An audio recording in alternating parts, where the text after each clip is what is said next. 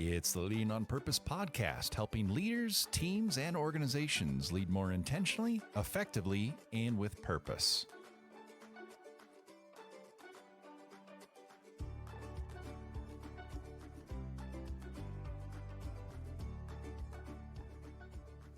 Welcome back for part 2 of my conversation with Doug Waltman regarding the coaching leadership style. Enjoy. How about as a practitioner, kind of a facilitator, consultant, leadership coach, as you stepped into that space? What's been your first encounters and even your journey with the coaching leadership style as you've tried to influence organizations and their use of it?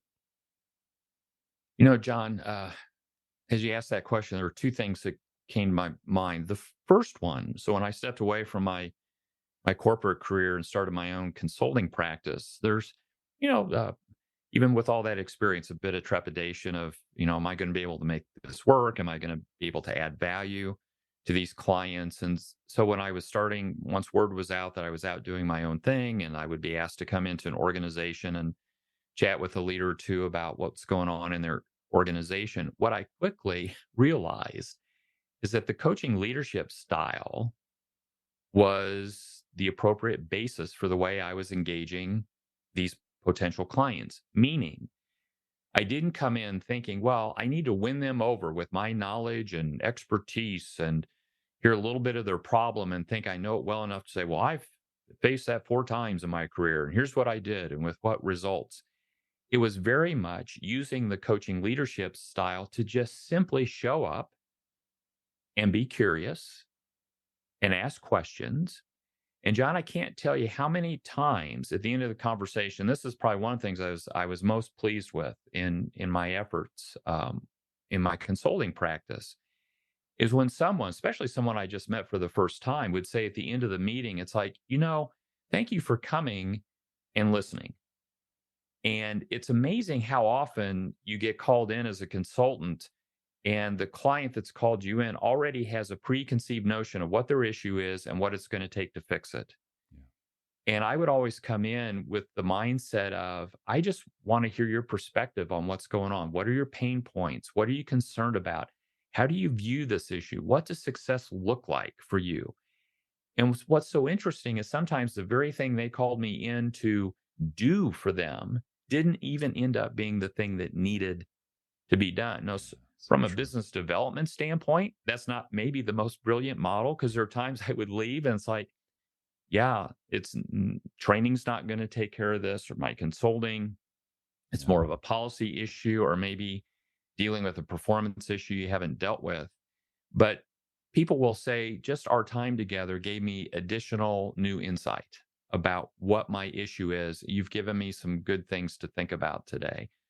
So I notice from a practitioner standpoint, the coaching leadership style translates so well into just helping anyone kind of move on down the path and deal with a struggle they might be on.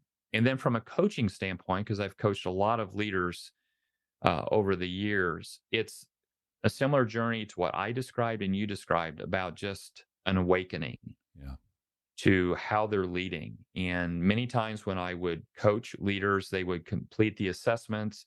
Sometimes I go into an organization, I just have conversations, informational interviews with folks just to find out about how this leader's interacting with folks. And so it's an opportunity then when I provide the feedback, whether it be assessments or the qualitative information from interviews, doing it in a way that increases the likelihood the person's going to be receptive to it. Yeah. And you don't sit there in judgment. Right. So when you're coaching someone, it's, I was told in my coaching training, it's you're holding up the mirror to someone, and not in judgment of the person, but just to help them gain clarity around what's going on.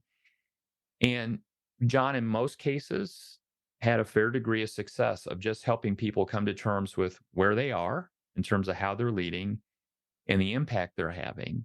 And then what would be really exciting then is for them to close the loop with their team, thanking them for their feedback, for the insights, and then in partnership, working with their team on their development and becoming a more effective coach. And all the success stories, and I know you've had numerous success stories too, coaching and working with people. When that light bulb comes on through the coaching process for them, and then to see them really pay it forward to their team in terms of the results that they're able to get is just it's some of the most rewarding work I've ever done in my career. Yeah.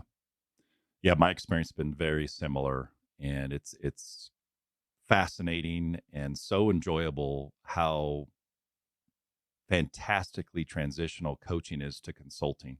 So it's not just a style of leadership that leaders within organizations can use, but it's such an impactful way as a consultant to engage an organization, Yep. to really listen, let them do the bulk of the driving, facilitate discovery for them, hold up that mirror for them as an organization. And I've just thoroughly enjoyed how coaching has translated, and I actually get to use it a ton as a consultant with organizations. Uh, it's been interesting the last several years working with organizations on their use of it within the company. And I think the number one red flag that organizations tend to throw up that's an obstacle to coaching is the time that it takes. And years ago, I forget who the facilitator was, but I was in a presentation where the individual really talked about the trade offs we make over the given course of a day as a leader. And this was 15 years ago. I think it's truer today than it was when I first heard it. But he talked about the difference between efficiency and effectiveness.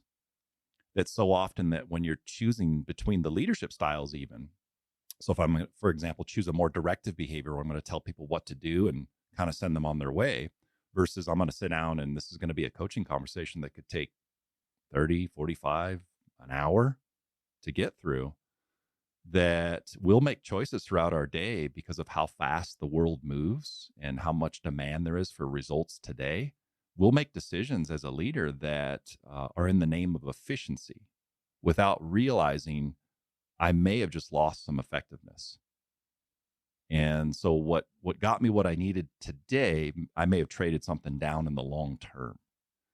And that's the big piece of resistance I encounter. And I just thoroughly enjoy helping organizations examine that. Be a little more mindful. And I'm not saying the choice is always coaching and the choice can always be effectiveness over efficiency. I realize it's got to go both ways, but it's the awareness piece. If I can get them to come to terms with, are you aware and mindful of the choice you're making when you trade those things off? And I'm not saying you can always choose one or the other, but if you're mindful of the impact it's going to have, I think that's an important piece with it. Whenever I facilitate this Korn Ferry Hay Group theory in large group settings, inevitably, I will get someone who pulls me aside during a break and really describes their resistance to the theory. And so one of the things I'll tell people, because basically what they'll say is, I don't have time for coaching. And by the way, I'm getting good results. So I don't think I need to shift my behaviors. I think directive, pace setting, some of these other styles are serving me fine. I don't want to shift. This sounds hard. And so one of the ways I feel that is what I find is usually one of three things is usually the case when someone's saying, I'm getting results in spite of your fancy little theory there, John, around coaching. And so I'll ask them, I'll say, well, number one, can you tell me how hard are you personally working to deliver the results that you're currently getting? And this is very sore thumb, by the way, but I would say 75 to 80% of the time, they'll say, you're right. I'm personally muscling these results and I'm dog tired and it's not sustainable. It's all on me. Sometimes though, they'll say, no, I mean, I'm working hard, but I'm not killing myself per se. I'll say, okay, could you imagine for me, what would the results be if you were tapping into the full potential and performance of everyone on the team? And I'd say maybe 15 to 20%, almost all the way to 100% at this point, would tell me, you're right. I think we have another gear that we haven't tapped into. I think there's dependency on me. I think this team has a more potential that I haven't tapped into. Still, I'll have a few people, even after those two questions, say, no, I don't think it's either of those two things. And so my response is typically keep leading that way. I'd love to talk to you in about 6 months.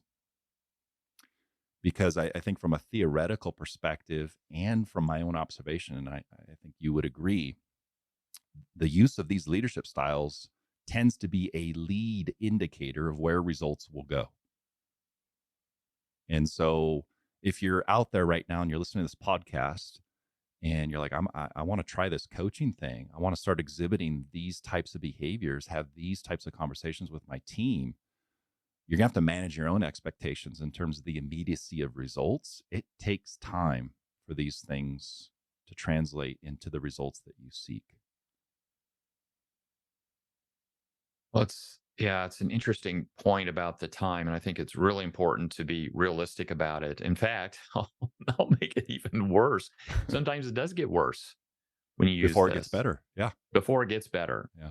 And I've had that experience firsthand myself when I really leaned into the coaching leadership style, whether it be a group of people I've been with for some time. I'm thinking of a situation where I took over a team where the prior leader had a very controlling leadership style, and all of a sudden I come in and I'm using the coaching leadership style where I want to hear their perspective. I want them to own it. I want them to be bold in what they're saying and doing.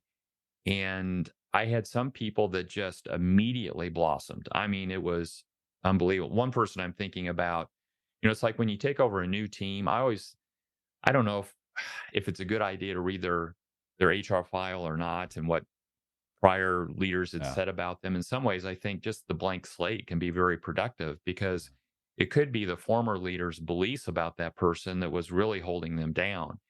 And one person I'd been told, I don't think this person's going to make it.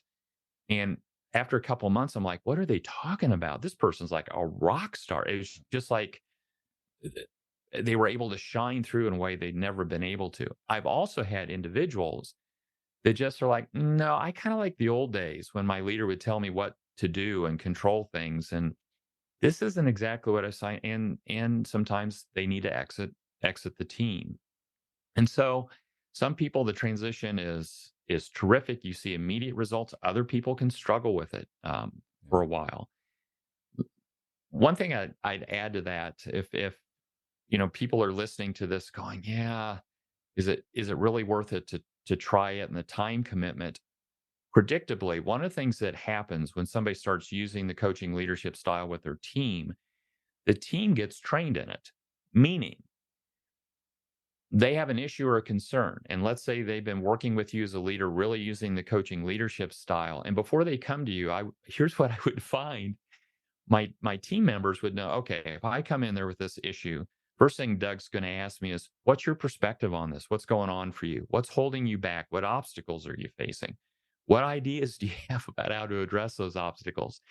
And John, would almost become a joke with people when I would leave, because they would come in and go, Doug, I need a coaching moment with you. And I've already done the first 30 minutes of the conversation. Self-coaching. Yeah. But that's growth and development, by the way. Yeah. The coaching leadership style, people get used to it and they start coaching themselves in a way. And so sometimes people would come in, hey, I've been through the process. Here's my perspective. Here are my ideas. Before I kind of launch on this, I just wanted, what do you think? Yeah. So it's just almost a confirmation that they're on the right path. So, it is hard work. You mentioned it, to really embrace the style and learn the nuance of it. And it can take time initially with people, but this is a long-term game here that we're playing with, folks. And absolutely a great investment of time, and the strength of your organization just gets lifted without a doubt. Yeah. Yeah. One other thing, and we touched this a little bit earlier, is not pulling the rug out from underneath your team as you look to maybe shift some behaviors and try to do more coaching as a leader. Something actually you taught me years and years ago in one of our initial interactions that's really important for leaders to think about, particularly if they're going through a development experience. So they're examining themselves. They're using self-awareness as a way to bring light to how am I showing up and how versus how I want to show up, is being very upfront and honest with the team. What are you shifting and why? And we talked about the importance that, both sides of this coin should reframe things as they think about coaching, both the leader and the person on the receiving end. And if you can really describe to someone, here's what I'm going to be doing a little bit differently in terms of my behavior. So when you show up at my office and there's that knock on the door, that interaction, my intention is going to look a little different than it has. And here's why. And even going maybe as far as to enroll them in, do you agree that having that type of conversation would maybe be more beneficial to your development and our relationship overall? So really soliciting their perspective, getting them involved in the solution that you're trying to implement. One, I think as a leader helps you hold the line on the behaviors you're trying to implement, because you can get some, immediate feedback on how it's going and be held accountable potentially by them on, am I doing it? Am I doing what I said I would do? But I think it's another kind of crafty way as a leader to close that gap between intention and perception. You can avoid more miscues if the team knows exactly what you're intending to do, because you've told them, here's what I'm going to be trying to do a little differently in terms of my leadership behaviors. Well, now I don't have to guess as much anymore when I'm on the receiving end. And so I think being very upfront and honest with your team, what are your behaviors going to look like and why? It can be a really key ingredient to being successful with these coaching behaviors. And to your point, holding the line on them over the long term, particularly if you're not seeing the results right out of the gate, being upfront and honest is a way to make sure you'll continue doing it until you do start to yield some of the benefits, because it is such an investment in the long term. John, for the coaching leadership style to work, there needs to be relationship and trust. And so even in using it, if you notice someone's performance is still struggling, or they come up with a game plan and it doesn't work out as well as what they'd hoped or you had hoped as the leader, that's an important moment in the relationship and the process. So first of all, it could be very tempting for a leader to jump in and take over. Yeah. Say, well, it's not working. The ideas you picked and the way to do it, that's not what I would have picked. So now that you've tried it and you've kind of, stubbed your toe on it, let me give you the answers. Well, as soon as that happens, we're teaching that person that my ideas are better than yours. I don't really believe in you. And the next time, maybe I just need to give you the answers instead of allowing you to really own and develop this yourself. Yep. The other thing too, folks, when they're really starting to use the coaching leadership style, is to get real clear on how you're going to handle those bumps in the road. So again, John, if you're on my team and through the coaching conversation, there was an action that you determined and it didn't work out as you'd hoped, instead of me sitting down with you and almost scolding you or calling you out for it not working, the coaching leadership styles is, John, what have you learned? What's going on for you? As a result of what you experienced with this, what ideas do you have now? And so you fight that temptation at times, especially if time is of the essence, to just jump in and take over, because they're gonna learn on their own. It's kind of like kids. Your kids are much younger than my daughters, who are now young women, married. And about the time I was learning about the coaching leadership style, the girls would have been right about, 12, 13 years old, that wonderful, magical time in the life of raising kids. And I got to tell you, if you're still not sold on this coaching leadership style as it relates to work, try it at home with your kids. In those early years, you got to be directive to keep them safe. Yeah. But those adolescent years, that's all about them finding out who they are as a person. And my experience is, as a parent, when I'm trying to control and dictate, it doesn't work. And it's really hard when you see one of your kids make a decision. In the back of your mind, you're going, uh-oh, I'll bet this is not going to turn out well. And you want to jump in and rescue them and save them from themselves. But sometimes that's exactly what you need to do with your kids. And I think the same thing is true in the workplace. Yeah. Is sometimes you just need to let people experience their experience.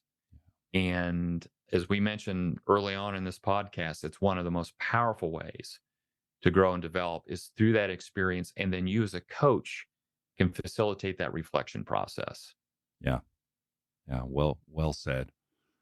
And maybe the other thing I heard you just say is giving yourself a little bit of grace and the person you're coaching that it's not a finite, super theoretical process. It's a little messy. Yep. And so, giving yourself the grace to get it wrong as the coach, certainly giving the person grace who's trying out some of their own new ideas, making sure you're not instilling any fear of failure in this process. And it's pardon our dust as we kind of coach through this. That Yep. should be expected as part of the coaching process.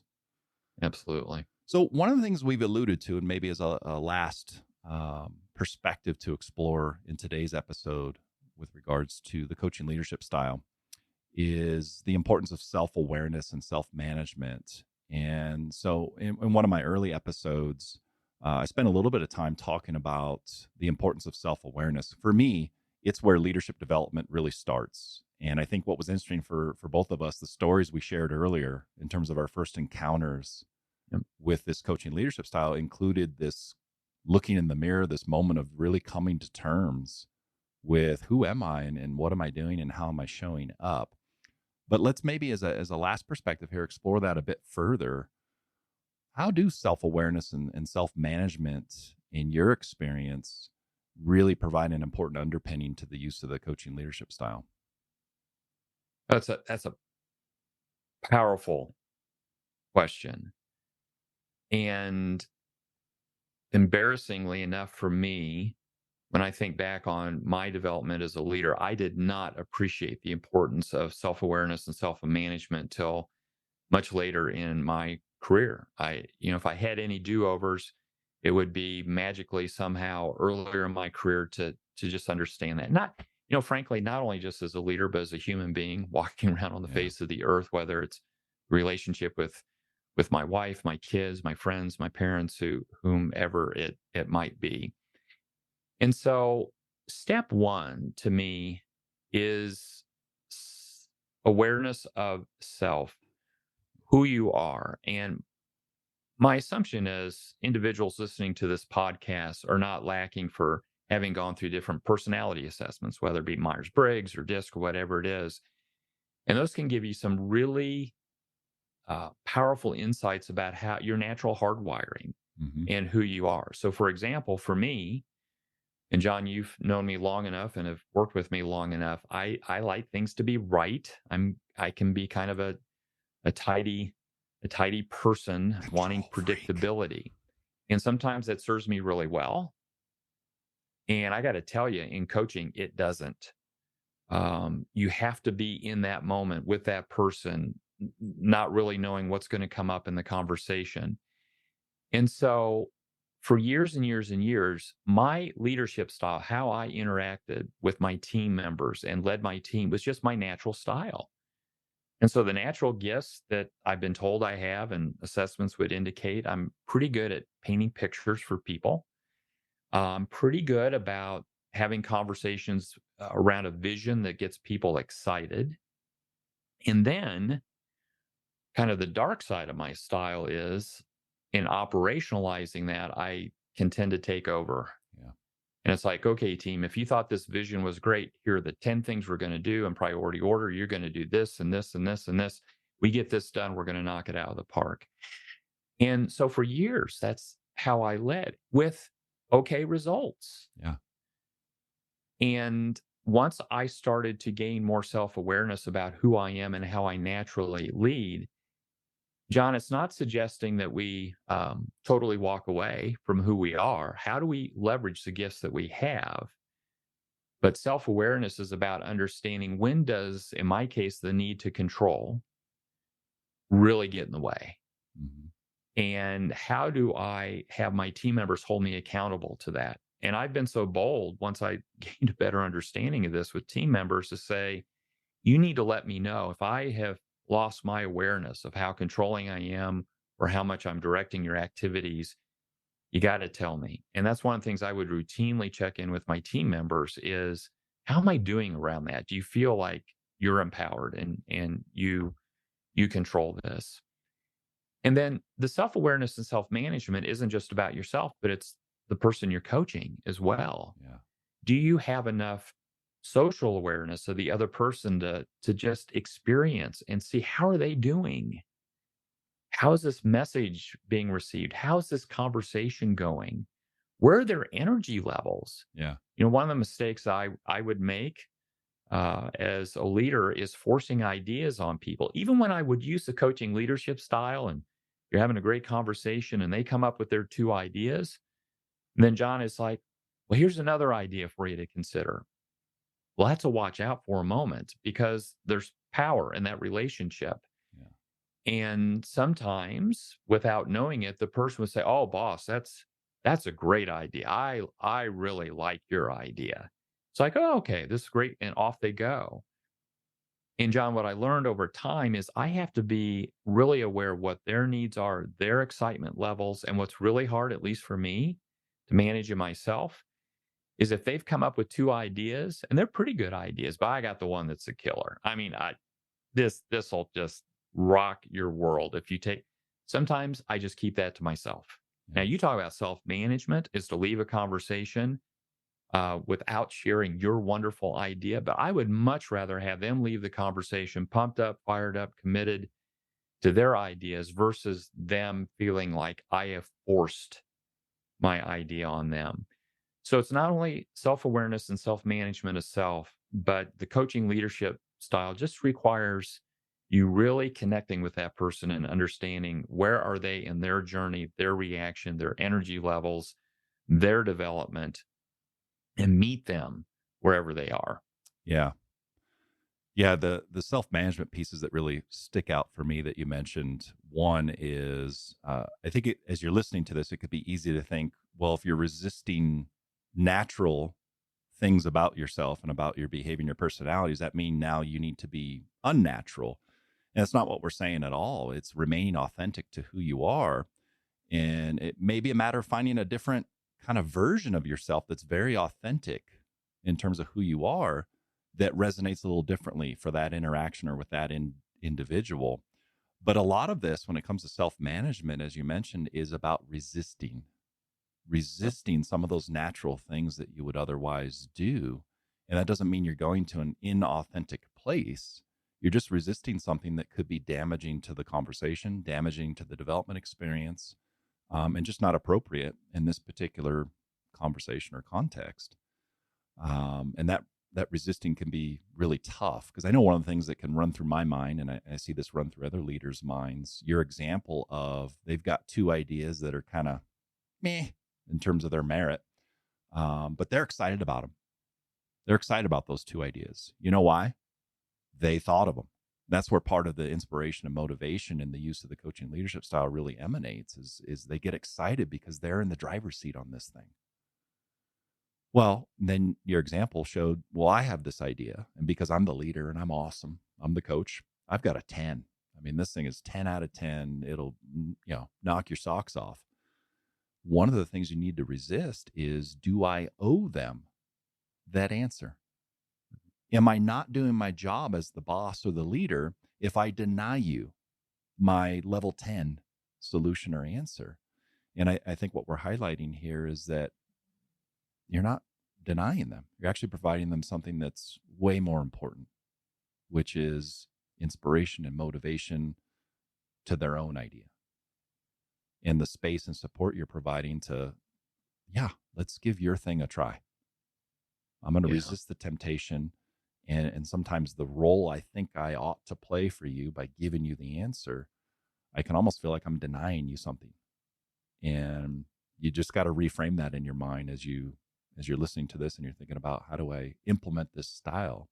It's resisting temptation and reframing your role in these conversations as the leader. Well, John, I'll throw in the term humble pie here too, because I've experienced this as well. So we'll build on the example. They had their two ideas, and I've got my 10. And then they go off and do their ideas. And guess what? They're pretty damn good. They work. And in fact, One of the things that I believe to be true about coaching someone around an issue that they're facing, they're the expert, they're the closest to the issue. And I think the thing that was really tough for me as my leadership career advanced and I was serving in more senior level roles in the organization, your perspective changes. You're not as close to these issues as you used to be. And so sometimes the person that you're coaching, they are the expert. They're the closest to it. They're living with it every single day. And so, when I faced this issue 10 years ago in my career, that's why I'm thinking this is a 10. Well, the world has changed. Yeah. Things are different.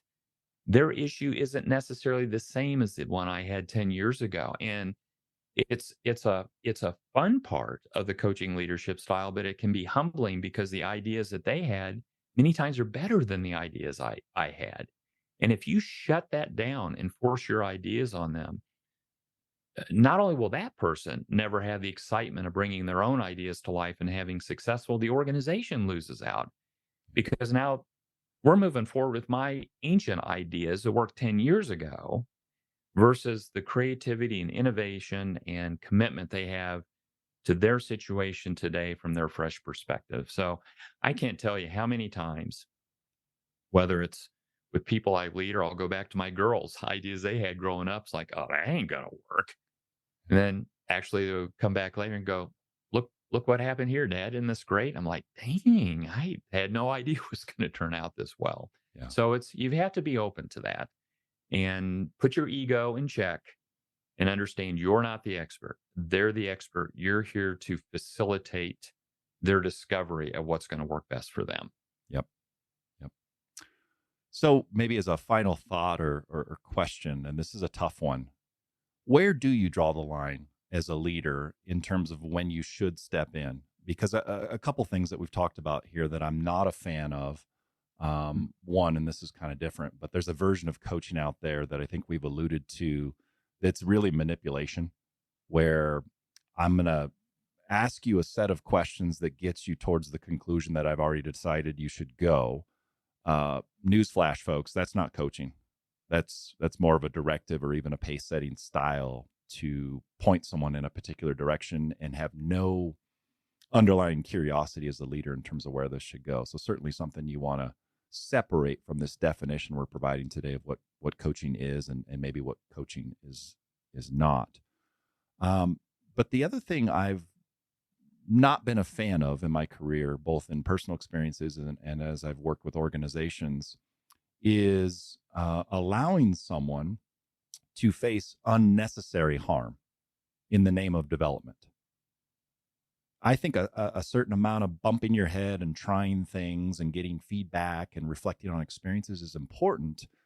But I think sometimes there is a line to draw where I don't want the member of my team to experience unnecessary harm.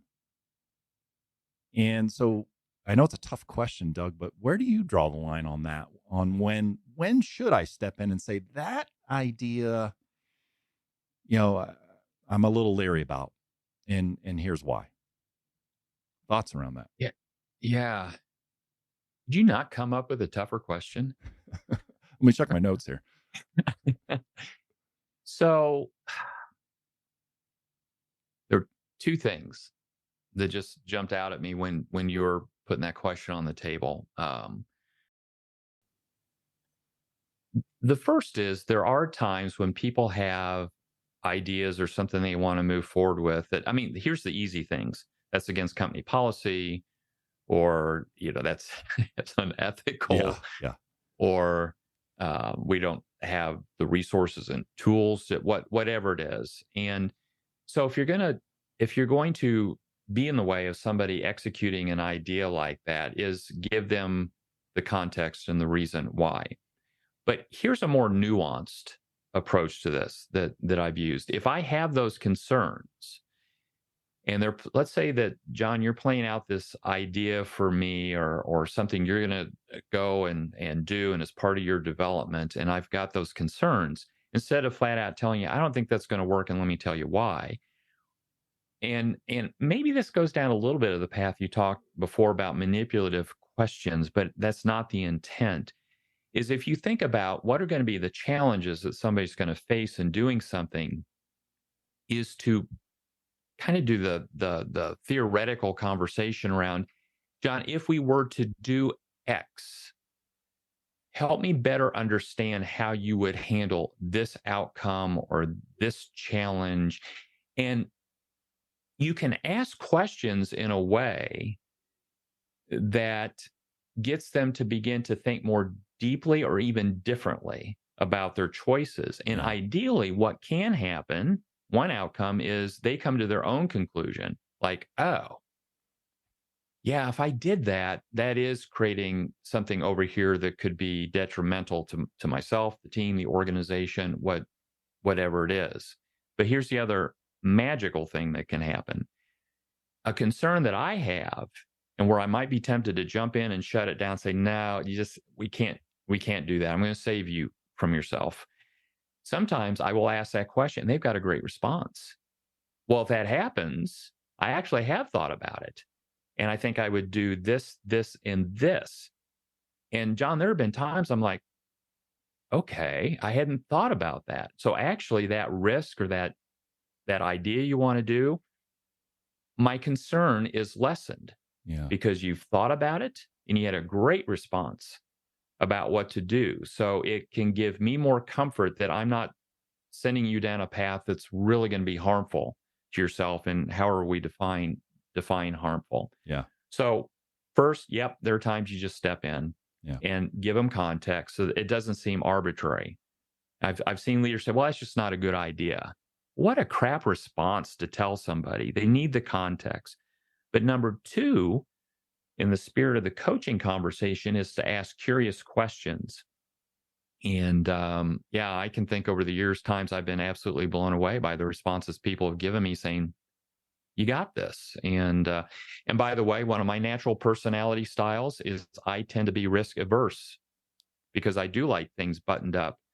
So sometimes for me, leading a person that's a little bit more risky and out there, when I hear those responses, it's like, okay, I'm more comfortable with this. Yeah. But I've been given that feedback from people in the past too, that I'm sometimes too limiting of what people do because I'm risk adverse. Yeah. And I need to be more comfortable with risk. So again, that goes back to the self-awareness piece of this. So anyway, love the question. I want to ponder that a little bit more, but that's just kind of my initial thought about how you can handle those situations. Yeah. How about you? Is there something outside of that you find is helpful when you try to decide when to step in or not? No, I completely agree with you. Is the act of deciding that a particular idea isn't going to work because it almost moves you outside of coaching now. You're now using one of the other leadership styles. So it's interesting to me to have you mention that the same kind of curiosity and vulnerability you would bring to the rest of the conversation would also apply for any concerns that you might be bringing to this conversation as the leader. And so I love this idea of, hey, I've got a perspective to share, which, by the way, is absolutely on the table for discussion when you're coaching someone. They're doing the heavy lifting, but your perspective is an important part of this conversation. And so bringing something forth for them to help you examine it, I think, is the way to handle it, and doing so with just a ton of curiosity. And I would say this is one of those moments for a lot of vulnerability. The vulnerability for me would be being open to the possibility that you could cause me to look at this concern differently. Yep. But if I don't bring it up for discussion and I just decide it's an obstacle or it's an absolute, I'm no longer coaching you. I've moved to something else. Great point. Yeah. Fantastic. Well, I think that does it for today's episode. We covered a ton of ground, and I just so appreciate you having you join me as a co-host for this very important topic about coaching. I know we've got more to cover on the coaching topic, and so at least a few more episodes because there's more to unpack and explore. But again, I just wanted to say thank you so much for co-hosting today's episode, and look forward to talking more with you on these topics. Same here, John. Thanks for the invitation. Always good to be with you. Absolutely. Well, thank you for tuning in for today's episode. Don't forget to like and subscribe here at the bottom, and we'll talk to you in a future episode. Thanks so much.